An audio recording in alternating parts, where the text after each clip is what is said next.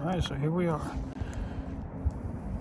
After a few weeks of building the roof setup, ready to go up. So this is the old setup.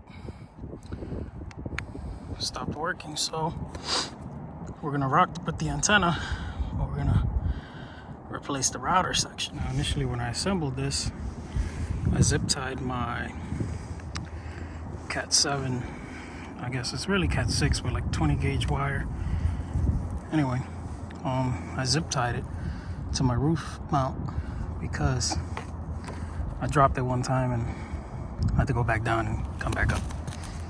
So this is what I'm up to. Power, four antennas connected. A little more 400. I'm just gotta wait for it to boot up.